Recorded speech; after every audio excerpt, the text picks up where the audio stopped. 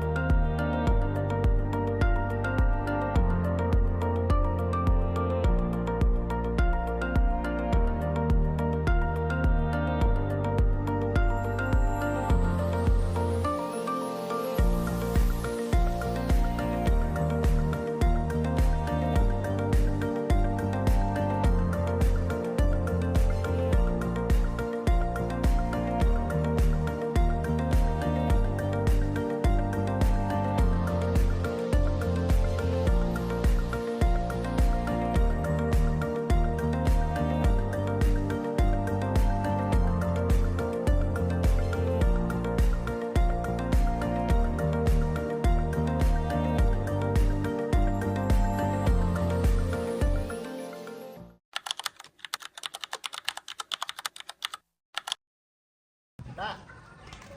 ប្រាក់ប្រុសតែនេះគឺប្រដាក់គូចូលមកលឿនហើយក្រោយខ្សែឈីលឿនទៅលឿនខ្សែឈីលឿនឲ្យលឿនខ្សែលឿនលឿន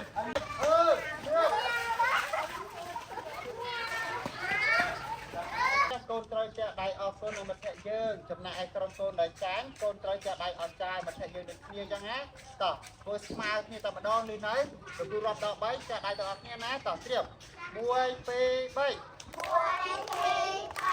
1 2 3អរចាបាទល្អមែនតើសូនហើយ1 2 3សុខភាពបំបែកជួរវិន័យបាទបាទទីទៅ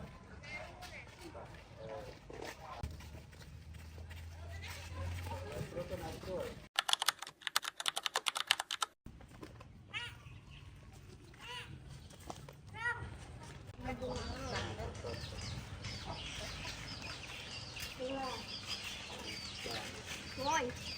muốn như nào? Lắng tới nè, lắng tới.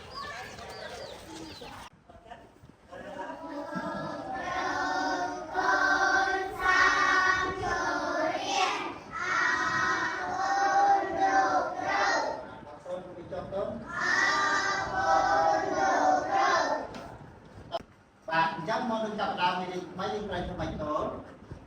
rồi thôi mấy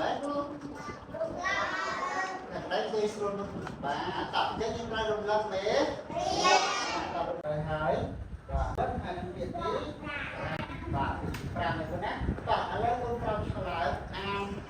mê sao là việc học nhiều là con nè tập môn am mê sao là biết con am thì nó thì cũng còn tập cái là vui đi quay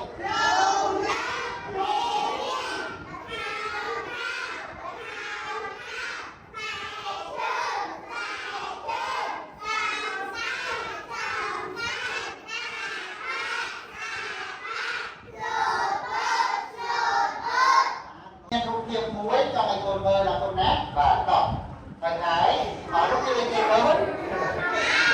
và rút tiệp và tao đi chỉ sạch ở vậy thôi và sạch cỏ cây đỏ chân con mai crop theo ai cỏ cây thì con và hôm nay con crop theo ai sạch cỏ cây đây vì mong con crop theo ai ấy nó xe nó nói là ở đây tôi là một riêng tốt ở cái ca theo ai sạch cỏ cây là ngọt kia đỏ mơ trú 2 ស្គាល់ទេកូនបាទតើឥឡូវកូនមកឆ្លងអស់នេះកូនរត់ផ្លើបាទតើរត់ផ្លើកូនបាទតោះចិត្តកូនទៀតឯងកំកាយក្នុងគ្រូចិត្តប៉ុណ្ណាខាងនេះមុនបន្តមកទីខាងស្ដាំដល់ក្រោយតោះរៀប1 2 3បាទតោះសម្រាប់ចិត្តកូនតើឥឡូវកូនទៀតខ្លួនឯងរៀប1 2 3តើពីកងកាយកូនមើលតើមានអ្វីត្រួតលើគ្នាទេកូនយ៉ាងនេះទេពីពីរង្វាន់តើរង្វាន់មានអ្វីត្រួតលើគ្នាកូនមើលត្រូវកូនត្រូវខ្លាំងតែដៃអត់ចាស់ឲ្យខ្លួនឯងមកកូនតោះទៀត